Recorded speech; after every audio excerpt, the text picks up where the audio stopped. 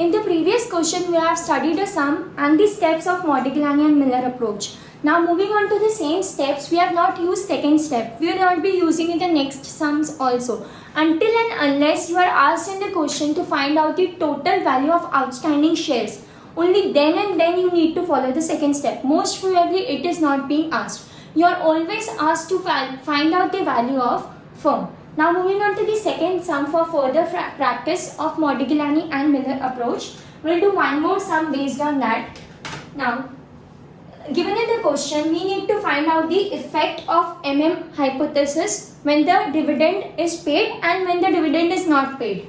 Looking to the question, we'll calculate when the value of firm when the dividend is paid. So subpoint A, value of the firm when your dividend is paid. The question is very much similar to your previous question, but this is for your further practice. That's it. Now, value of the firm when dividend is paid. Now coming to the first point, we need to calculate the price of the share at the end of the year 1. Same steps to be followed. Price of the share at end of year 1. Now, writing out the formula for the same, that is equal to P1 equal to P0 1 plus KE bracket close minus D1. Now check out the question. Things given in the question are P1 is given as 100. Open the bracket 1 plus 0.1 because your capitalization rate is given as 0.1 minus dividend paid is given as 6. Now checking to your calcs, 100 into 1.1. 100 into 1.1 minus 6. Your answer will be rupees 104. So this is the part of your step 1. Moving on to the second step, you need to find out the number of shares issued additionally. Number of issued shares additionally.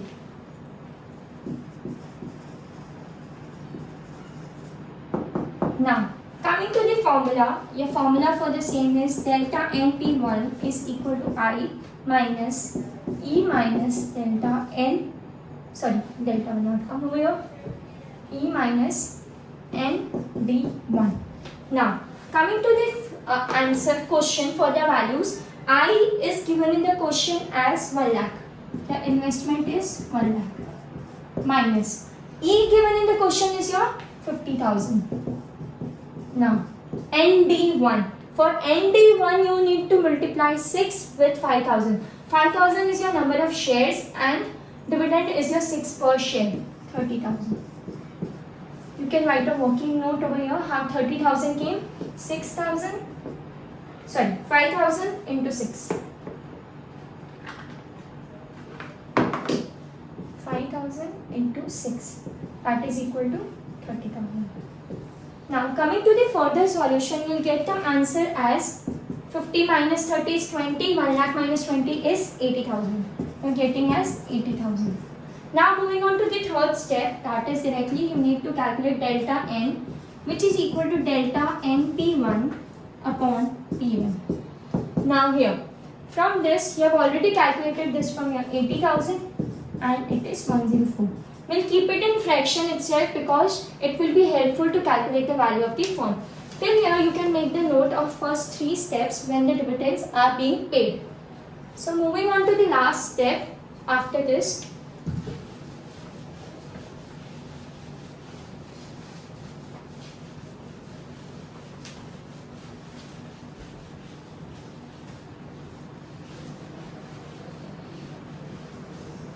So coming to the last step, value of the firm.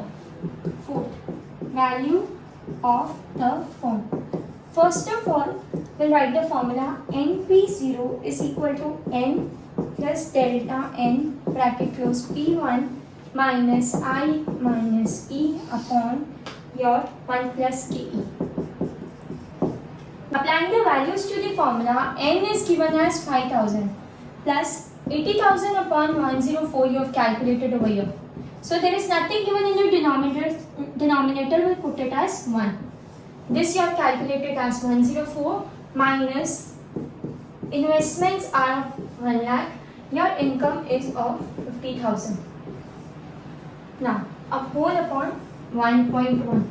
Now making the calculation for the same, 5000 into 104 is equal to 5,20,000. We don't have to do anything apart from cross multiplying. First we'll multiply this, we'll get this as 5,20,000 plus 1 into 80,000, which will be equal to 80,000.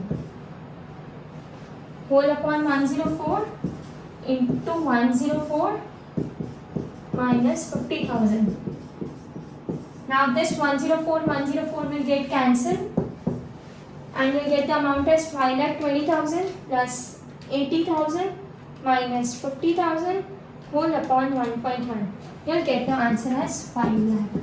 So your value of the firm is rupees 5 lakh. Value of the firm when dividend is paid. Now moving on to the next concept, you can make a note according to that. Value of the firm when dividend is not paid. Nothing, only we just have to put dividend as your 0. We are doing second sum for the practice because we need to check that whether the value of the firm when dividend paid or not paid remains same or not. Now, when dividend is not paid. This is your subpoint D. Is not paid. This is your subpoint B. Moving on to the first step again. Price of the equity share in the current year. Price of the equity share in current year. Equity share in current year. Again putting the formula. P1 is equal to P0 bracket 1 plus KE bracket close minus K1. Directly P0 is given in the question as 100. Bracket 1 plus 0.1 minus your 0. You get the answer as rupees 110. Next step. Amount needed to raise shares. To raise issue of shares. Now, for this you need to calculate your delta NP1, which is equal to directly 1 lakh minus 5 lakh because dividend will be 0. 1 lakh minus 50,000, sorry, rupees 50,000. Now moving on to the third step, this is directly 50,000. You need to calculate your delta N, number of new shares to be issued. Number of new shares to be issued. Number of new shares to be issued are delta N is equal to delta NP1 whole upon P1. Now this is equal to 50,000 upon 110. Again we'll keep this terms in fraction.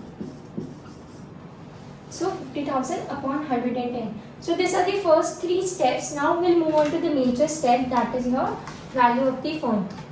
You have to compulsory solve this sum following the steps.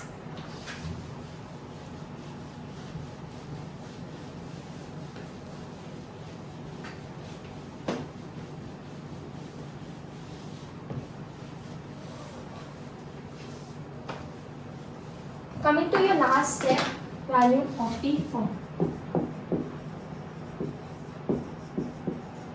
First you can write the formula also, if not you can solve directly. Now 5,000 plus 50,000 upon 110. Now nothing is given in the denominator, so 110 minus 1 lakh minus 50,000 bracket close whole upon 1.1.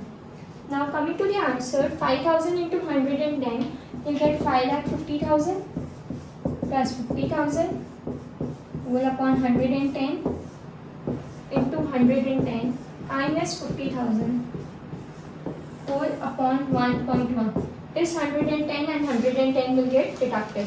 6 lakh minus 50,000 upon 1.1.